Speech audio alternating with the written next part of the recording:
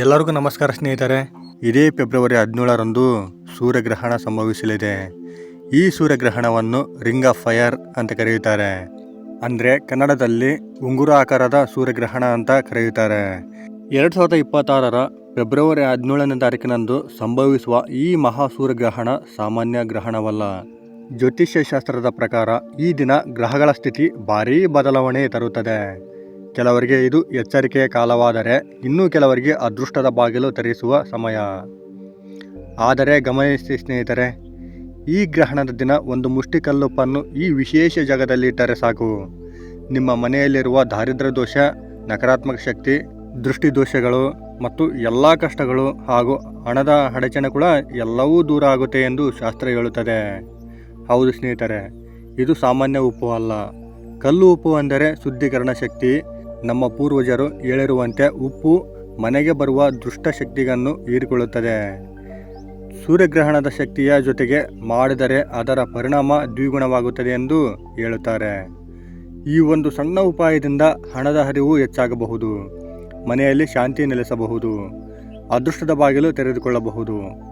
ಆದರೆ ಈ ಉಪಾಯವನ್ನು ಹೇಗೆ ಮಾಡಬೇಕು, ಯಾವ ಜಾಗದಲ್ಲಿ ಇಡಬೇಕು, ಎಷ್ಟು ಸಮಯ ಇಡಬೇಕು ಮತ್ತು ಯಾವ ತಪ್ಪುಗಳನ್ನು ಮಾಡಬಾರದು, ಈ ಒಂದು ಮುಷ್ಟಿ ಕಲ್ಲುಪ್ಪಿನ ಉಪಾಯವನ್ನು ಮಾಡಿದರೆ ನೀವು ಕೋಟ್ಯಾಧಿಪತಿ ಆಗುವುದನ್ನು ತಪ್ಪಿಸಲು ಈ ಪ್ರಪಂಚದಲ್ಲಿರುವ ಯಾವ ಶಕ್ತಿಯಿಂದನೂ ಸಾಧ್ಯವಿಲ್ಲ.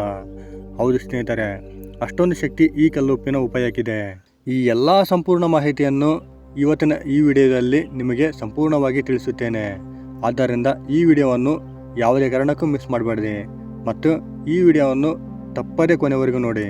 ಅದಕ್ಕಿಂತ ಮೊದಲು ನೀವಿನ್ನೂ ನಮ್ಮ ಚಾನಲನ್ನು ಸಬ್ಸ್ಕ್ರೈಬ್ ಮಾಡದೆ ನೋಡ್ತಿದ್ರೆ ದಯವಿಟ್ಟು ಈ ವಿಡಿಯೋಗೆ ಒಂದು ಲೈಕ್ ಕೊಟ್ಟು ನಮ್ಮ ಚಾನಲನ್ನು ಸಬ್ಸ್ಕ್ರೈಬ್ ಮಾಡಿಕೊಂಡು ಪಕ್ಕದಲ್ಲಿರುವ ಬೆಲ್ ಬಟನನ್ನು ಒತ್ತಿ. ಯಾಕೆಂದರೆ ನಾವು ಹಾಕುವ ಎಲ್ಲ ಜ್ಯೋತಿಷ್ಯ ಮಾಹಿತಿಯನ್ನು ನೀವು ಮೊದಲು ನೋಡಬಹುದು. ಸ್ನೇಹಿತರೆ, ಆತ್ಮಗಳ ಜೊತೆ ಲೀನವಾಗಿರುವ ಮಹಾಶಿವನ ಆಶೀರ್ವಾದ ನಿಮ್ಮ ಮತ್ತು ನಿಮ್ಮ ಕುಟುಂಬದವರ ಮೇಲೆ ಸದಾ ಇರಬೇಕಂತ ಬಯಸಿದವರು ಓಂ ನಮಃ ಶಿವಾಯ ಅಂತ ಕಮೆಂಟ್ ಮಾಡದೆ ಮರಿಬೇಡಿ. ಫೆಬ್ರವರಿ 17ರಂದು ಸಂಭವಿಸುವ ಸೂರ್ಯಗ್ರಹಣ ಅತ್ಯಂತ ಪ್ರಭಾವಶಾಲಿ ಎಂದು ಜ್ಯೋತಿಷ್ಯ ಶಾಸ್ತ್ರ ಹೇಳುತ್ತದೆ. ಈ ದಿನ ಗ್ರಹಗಳ ಚಲನೆಯಿಂದ ಭೂಮಿಯ ಮೇಲೆ ಶಕ್ತಿಗಳು ದೊಡ್ಡ ಬದಲಾವಣೆ ಉಂಟಾಗುತ್ತದೆ.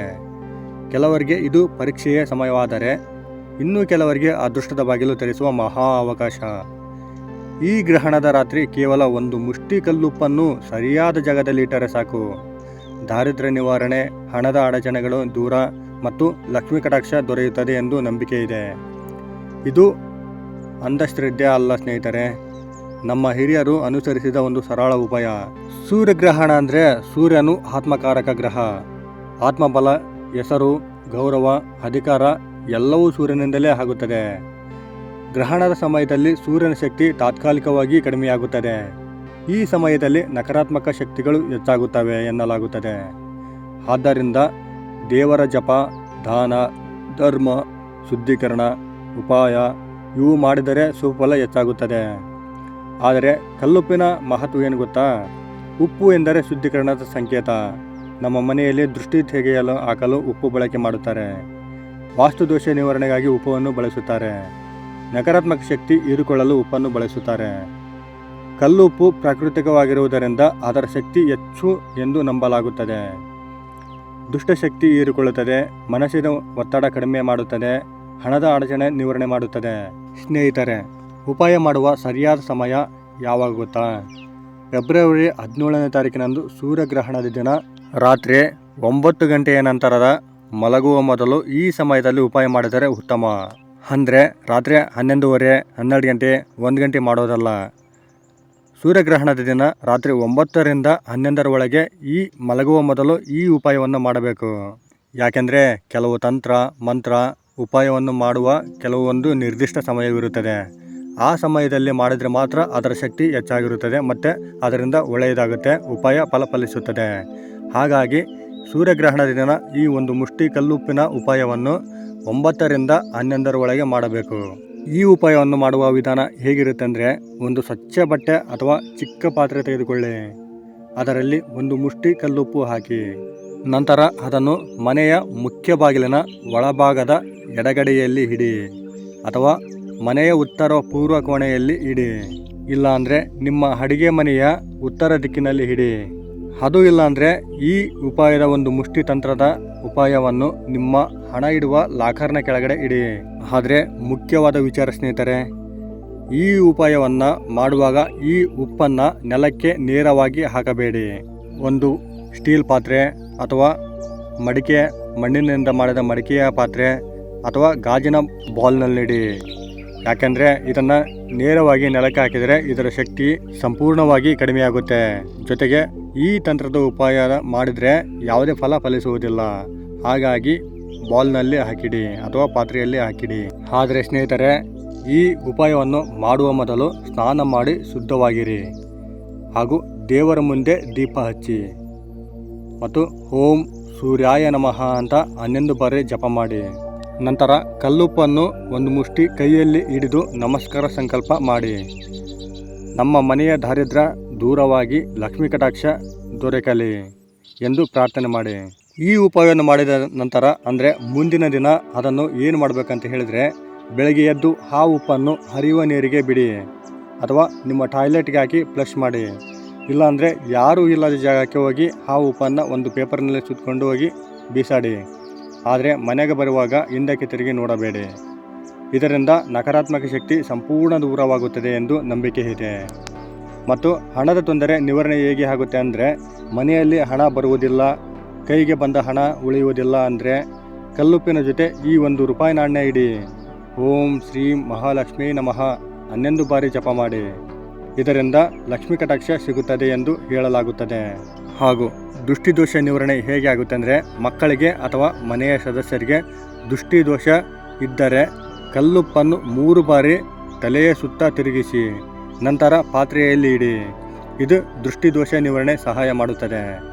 ಹಾಗೂ ಮನೆಯಲ್ಲಿ ಜಗಳ ಕಡಿಮೆಯಾಗಲು ಯಾವ ಥರ ಸಹಾಯ ಮಾಡುತ್ತೆ ಅಂದರೆ, ಪತಿ ಪತ್ನಿ ಜಗಳ, ಕುಟುಂಬದಲ್ಲಿ ಕಲಹ ಇದ್ದರೆ ಕಲ್ಲುಪ್ಪಿನ ಜೊತೆ ಸ್ವಲ್ಪ ಅರಿಶಿಣ ಹಾಕಿ ಪೂಜಾ ಕೋಣೆಯ ಹತ್ತಿರ ಇಡಿ. ಇದು ಮನೆಯಲ್ಲಿ ಶಾಂತಿ ತರುತ್ತದೆ ಎಂದು ನಂಬಿಕೆ ಇದೆ. ಹಾಗೂ ಕಷ್ಟ ನಿವಾರಣೆ. ಜೀವನದಲ್ಲಿ ಏನೇ ಮಾಡಿದರೂ ಅಡೆತಡೆಗಳು ಬರುತ್ತಿದೆಯೇ? ಉಪ್ಪು ಇಡುವಾಗ ನಿಮ್ಮ ಮನದ ಕಷ್ಟಗಳನ್ನು ಸೂರ್ಯನಿಗೆ ಹೇಳಿ.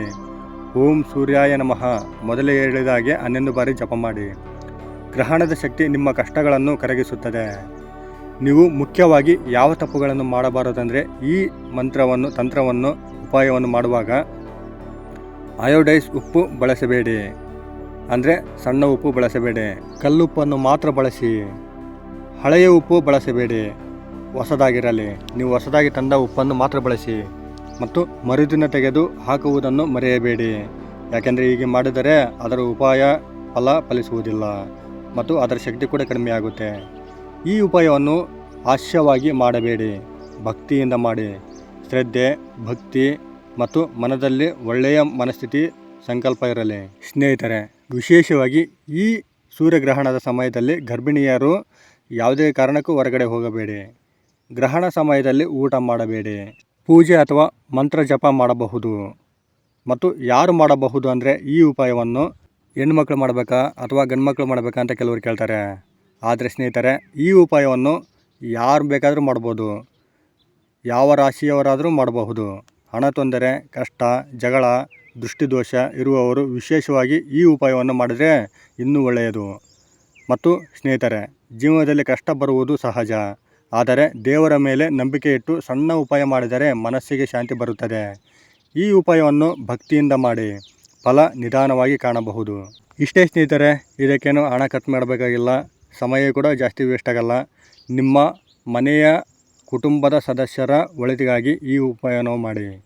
ನೋಡಿದ್ರಲ್ಲ ಸ್ನೇಹಿತರೆ, ಈ ಮಾಹಿತಿ ನಿಮಗೆ ಇಷ್ಟ ಆಗಿದೆ ಅಂತ ಅಂದ್ಕೊಂಡಿದ್ದೀವಿ. ಇಷ್ಟ ಆಗಿದರೆ ದಯವಿಟ್ಟು ಈ ವಿಡಿಯೋಗೆ ಒಂದು ಲೈಕ್ ಕೊಡಿ. ಸಾಧ್ಯವಾದರೆ ಈ ವಿಡಿಯೋವನ್ನು ನಿಮ್ಮ ಫ್ರೆಂಡ್ಸ್, ಫ್ಯಾಮಿಲಿ ಹಾಗೂ ಗ್ರೂಪ್ಗಳಿಗೆ ಶೇರ್ ಮಾಡಿ. ನೀವು ಶೇರ್ ಮಾಡುವುದರಿಂದ ನಿಮ್ಮಿಂದ ಅವರಿಗೆ ಉಪಯೋಗ ಆಗಬಹುದು. ಇನ್ನೂ ಹೆಚ್ಚಿನ ಜ್ಯೋತಿಷ್ಯ ಮಾಹಿತಿಗಾಗಿ ನಮ್ಮ ಚಾನಲನ್ನು ಸಬ್ಸ್ಕ್ರೈಬ್ ಮಾಡಿಕೊಂಡು ಸಪೋರ್ಟ್ ಮಾಡಿ.